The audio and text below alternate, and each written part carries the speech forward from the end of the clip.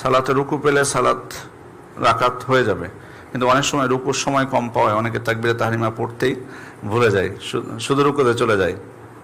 এক্ষেত্রে তার সালাত হবে কিনা, কিভাবে হবে? তাকবীরে তাহরিমা না বলে মানে দৌড় দিয়ে যে শুধু রুকুতে চলে গেছে, না হবে না। না, কিন্তু এটা আবার বলবেন না যে মানে আপনি আবার ধারণা করে কথা বলা ঠিক না। কেউ ধরুন আল্লাহু আকবার বলে সরাসরি রুকুতে চলে গেল, এটা কিন্তু জায়েজ, এবং এটা কিন্তু রুকুতে যাওয়ার তাকবীর না। এটা মূলত তাকবীরটা হচ্ছে তাকবীরাতুল ইহরাম, তাকবীরে তাহরিমা। বাট উনি হাত না বেঁধে সরাসরি চলে গেছে, এটা জায়েজ আছে, কোনো অসুবিধা নেই। আর আপনি যদি এটাকে মনে করেন যে ও তাকবীরে তাহরিমাই দিল না, তাহলে এটা ধারণা হবে, এটা ধারণা যাতে না করি। কিন্তু উনি যদি আবার ডাইরেক্ট কিছু না পড়ে মানে রুকু ধরতে হবে আমাকে, তাহলে তো এটা ঠিক হবে না। তাকবীরে তাহরিমা অবশ্যই এটা রুকুন সালাতের, এটা বাদ গেলে সালাত হবে না। কিন্তু ওই তাকবীরটা নিয়ত যাতে হয় তাকবীরে তাহরিমার নিয়তে, রুকুতে যাওয়ার তাকবীরের নিয়তে যেন না হয়, এটা মনে রাখতে হবে। আর রুকুতে যে আপনি স্থির হতে পেরেছেন কিনা এটাও দেখার বিষয়।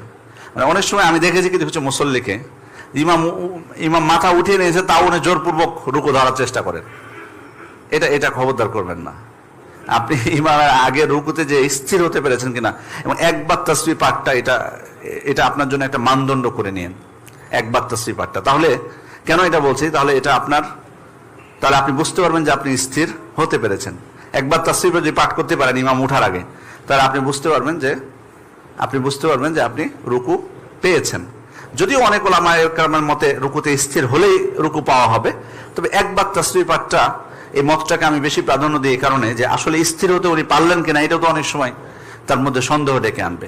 এই জন্য একবার তাসবিহ পাঠ যদি আপনি করতে পারেন, ধরে নেবেন যে আপনি রুকু পেয়েছেন। পারলো না, এটা ছাড় আমাদের জন্য, এটা আমাদের জন্য ছাড়। শরীয়ত আমাদেরকে ছাড় দিয়েছে, আল্লাহ তাআলা ছাড় দিয়েছেন এক্ষেত্রে, যে রুকু যদি কেউ পায় তাহলে অসুবিধা নেই, তার ওই রাকাতটা গণ্য হয়ে যাবে, এটা রুখসা।